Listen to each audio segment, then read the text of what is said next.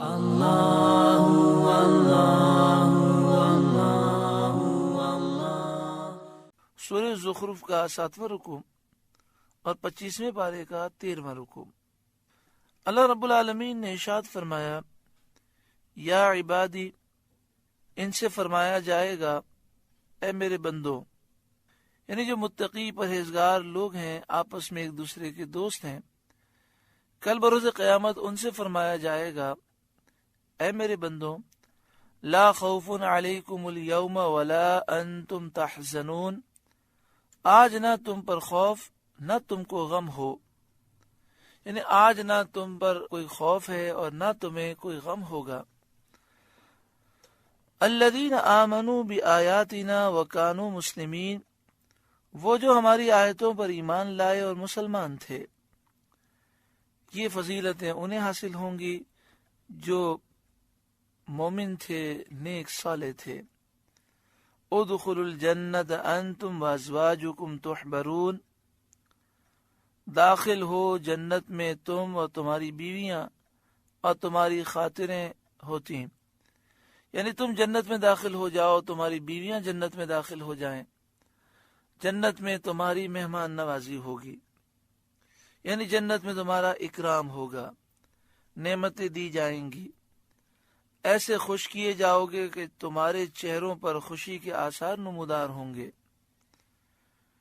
یطاف علیہم بصحاف من ذہب واکواب، ان پر دورہ ہوگا سونے کے پیالوں اور جاموں کا، یعنی خدام سونے کے پیالوں اور سونے کے گلاسوں میں مشروبات لے کر ان کے چاروں طرف گھومیں گے اور انہیں پیش کریں گے۔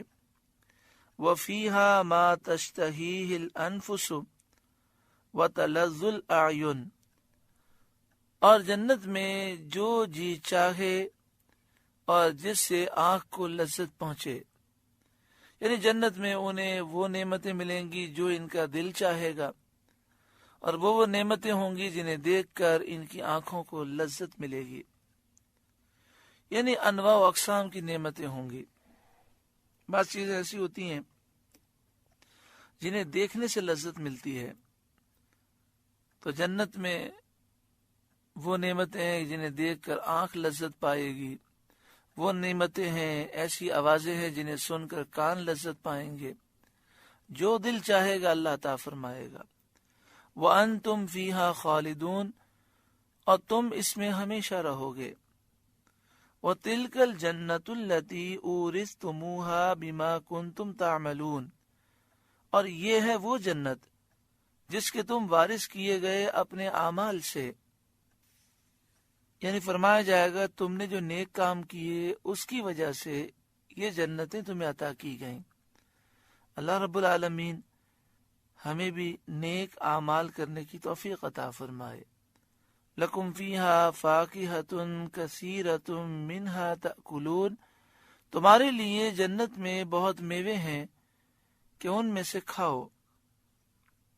جنتی درخت پھلدار ہیں اور ہمیشہ پھلدار رہیں گے، ان کی زیب و زینت میں فرق نہیں آتا۔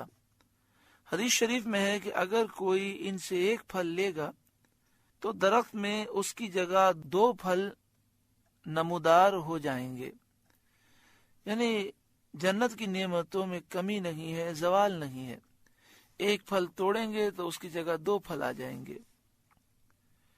ان المجرمین فی عذاب جہنم خالدون، بے شک مجرم جہنم کے عذاب میں ہمیشہ رہنے والے ہیں۔ یہاں مجرم سے مراد کافر ہیں، کافر ہمیشہ جہنم میں رہیں گے۔ لا یفتر عنہم وہم فیہ مبلسون، وہ کبھی ان پر سے ہلکا نہ پڑے گا اور وہ اس میں بے آس رہیں گے، یعنی کافر جہنم میں داخل ہوں گے، عذاب ان سے کبھی ہلکا نہیں ہوگا، اور انہیں نہ جہنم سے نکلنا ہوگا، نہ انہیں جہنم سے نکلنے کی امید ہوگی، رحمت کی امید سے وہ مایوس ہوں گے۔ وما ظلمناہم، اور ہم نے ان پر کچھ ظلم نہ کیا، ولکن کانوا ھم الظالمین، ہاں وہ خود ہی ظالم تھے۔ کہ سرکشی اور نافرمانی کر کے اس حال کو پہنچے. یعنی جہنم میں لوگ جو جائیں گے اپنے اعمال کی وجہ سے جائیں گے. وَنَادَوْا يَا مَالِكُ، اور وہ پکاریں گے اے مالک. یعنی جہنم کے خازن حضرت مالک جو فرشتے ہیں ان کو جہنمی پکاریں گے. وَنَادَوْا يَا مَالِكُ، اور وہ پکاریں گے اے مالک. لِيَقْضِيَ عَلَيْنَا رَبُّكَ، تیرا رب ہمیں تمام کر چکے. یعنی اے مالک آپ اپنے رب سے یہ درخواست کریں کہ آپ کا رب ہمیں مار دے، موت دے دے. حضرت مالک سے درخواست کریں گے کہ وہ اللہ تبارک و تعالی سے ان کی موت کی دعا کریں. قال انکم ماکثون، وہ فرمائیں گے تمہیں تو ٹھہرنا ہے، کہ تمہیں ہمیشہ عذاب میں رہنا ہے، کبھی اسے رہائی نہ پاؤ گے، نہ تمہیں موت آئے گی، نہ کسی اور طریقے سے تمہیں نجات مل سکتی ہے. اس کے بعد اللہ تعالیٰ اہل مکہ سے خطاب فرماتا ہے لَقَدْ جِئْنَاكُمْ بِالْحَقِّ، اے اہل مکہ بے شک ہم تمہارے پاس حق لائے، اپنے رسولوں کی معرفت. وَلَكِنَّ أَكْثَرَكُمْ لِلْحَقِّ كَارِهُونَ، مگر تم میں اکثر کو حق ناگوار ہے، تم حق کو پسند نہیں کرتے. ام ابرموا امرا فإنا مبرمون، کیا انہوں نے اپنے خیال میں کوئی کام پکا کر لیا ہے تو ہم اپنا کام پکا کرنے والے ہیں. یعنی کفار مکہ نے اپنے خیال میں کوئی منصوبہ پختہ کر لیا ہے نبی کریم صلی اللہ علیہ وآلہ وسلم کے ساتھ مکر کرنے اور فریب سے ایذا پہنچانے کا. کیا انہوں نے منصوبہ پختہ کر لیا ہے؟ اور در حقیقت ایسا ہی تھا کہ کفار قریش دار الندوہ میں مشورے کے روم میں جمع ہو کر حضور سید عالم صلی اللہ علیہ وآلہ وسلم کی ایذا رسانی کے لیے ہیلے سوچتے تھے، اور وہی سوچتے تھے کہ حضور کو کس کس طرح تکلیف دی جائے. ام یحسبون انا لا نسمع سرهم ونجواهم، کیا اس گھمنڈ میں ہیں کہ ہم ان کی آہستہ بات اور ان کی مشورت نہیں سنتے. یعنی کافر کیا سمجھتے ہیں کہ یہ جو آہستہ آہستہ مشورہ کرتے ہیں اللہ تعالیٰ ان کی بات نہیں سنتا. ہم ضرور سنتے ہیں، پوشیدہ ظاہر ہر بات جانتے ہیں، ہم سے کچھ نہیں چھپ سکتا. بلا، ہاں کیوں نہیں، ہم ضرور سنتے ہیں. وَرُسُلُنَا لَدَيْهِمْ يَكْتُبُونَ، اور ہمارے فرشتے ان کے پاس لکھ رہے ہیں. قل، اے محبوب آپ فرمائیے، ان کان للرحمن ولد، بفرض محال رحمان کے کوئی بچہ ہوتا، فانا اول العابدین، تو سب سے پہلے میں پوچھتا، لیکن اس کے بچہ نہیں اور اس کے لیے اولاد محال ہے. یہ نفی ولد میں مبالغہ ہے. یعنی یہ جو فرمایا گیا کہ اگر بفرض محال رحمان کے کوئی بچہ ہوتا، اللہ تعالیٰ اولاد سے پاک ہے، تو اس میں نفی ولد میں مبالغہ ہے. یعنی ہرگز اللہ کے یہاں اولاد نہیں ہو سکتی. شان نزول نضر بن حارث نے کہا تھا کہ فرشتے اللہ کی بیٹیاں ہیں. اس پر یہ آیت نازل ہوئی تو نضر کہنے لگا، دیکھتے ہو قرآن میں میری تصدیق آ گئی. ولید نے کہا، تیری تصدیق نہیں ہوئی، بلکہ یہ فرمایا گیا کہ رحمان کے ولد نہیں، اور میں اہل مکہ میں سے پہلا موحد ہوں اس سے ولد کی نفی کرنے والا.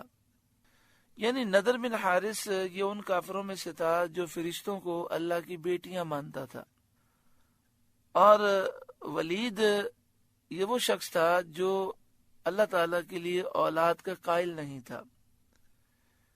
تو نضر بن حارث کہنے لگا کہ جب یہ آیت نازل ہوئی کہ اے محبوب آپ فرمائیے بفرض محال رحمان کے کوئی بچہ ہوتا تو سب سے پہلے میں پوچھتا، تو نضر بن حارث کہنے لگا کہ دیکھو قرآن نے میری تصدیق کر دی.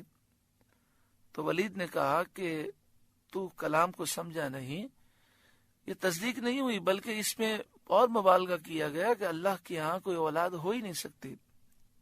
آگے ارشاد فرمایا سبحان رب السماوات والارض رب العرش عما یصفون، پاکی ہے آسمانوں اور زمین کے رب کو، عرش کے رب کو، ان باتوں سے جو یہ بناتے ہیں اور اس کے لیے اولاد قرار دیتے ہیں. اللہ تعالیٰ اس سے پاک ہے. فذرہم یخوضوا ویلعبوا، تو آپ انہیں چھوڑ دیں کہ بےہودہ باتیں کریں اور کھیلیں، یعنی جس لغو باطل میں ہیں اسی میں پڑے رہیں، آپ انہیں چھوڑ دیں. حتی یلاقوا یومہم الذی یوعدون، یہاں تک کہ اپنے اس دن کو پائیں جس کا ان سے وعدہ ہے، جس میں عذاب کیے جائیں گے، اور وہ روز قیامت ہے. یعنی محبوب آپ انہیں چھوڑ دیں، یہ قیامت کے دن عذاب پائیں گے. وَهُوَ الَّذِي فِي السَّمَاءِ إِلَٰهٌ وَفِي الْأَرْضِ إِلَٰهٌ، اور وہی آسمان والوں کا خدا ہے اور زمین والوں کا خدا. یعنی وہی معبود ہے، آسمان و زمین میں اسی کی عبادت کی جاتی ہے، اس کے سوا کوئی معبود نہیں. وَهُوَ الْحَكِيمُ الْعَلِيمُ، اور وہی حکمت و علم والا ہے. وَتَبَارَكَ الَّذِي لَهُ مُلْكُ السَّمَاوَاتِ وَالْأَرْضِ وَمَا بَيْنَهُمَا، اور بڑی برکت والا ہے وہ کہ اسی کے لیے ہے سلطنت آسمانوں و زمین کی اور جو کچھ ان کے درمیان ہے.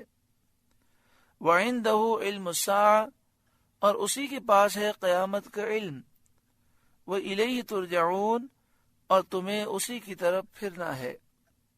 وَلَا يَمْلِكُ الَّذِينَ يَدْعُونَ مِن دُونِهِ الشَّفَاعَةَ إِلَّا مَنْ شَهِدَ بِالْحَقِّ، اور جن کو یہ اللہ کے سوا پوچھتے ہیں شفاعت کا اختیار نہیں رکھتے، ہاں شفاعت کا اختیار انہیں ہے جو حق کی گواہی دیں، یعنی جو اللہ تعالیٰ کی توحید کی گواہی دیں، جو مومن ہیں. وَهُمْ يَعْلَمُونَ، اور علم رکھیں اس بات کا کہ اللہ ان کا رب ہے. ایسے مقبول بندے ایمانداروں کی شفاعت کریں گے.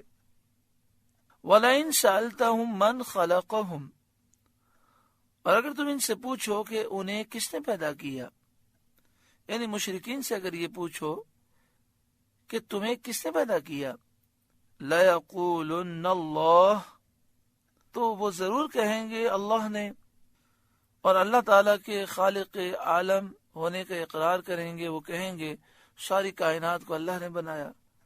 فَأَنَّىٰ يُؤْفَكُونَ، تو کہاں اوندھے جاتے ہیں، اور باوجود اس اقرار کے اس کی توحید کو کیوں نہیں مانتے اور توحید اور عبادت سے کیوں پھرتے ہیں.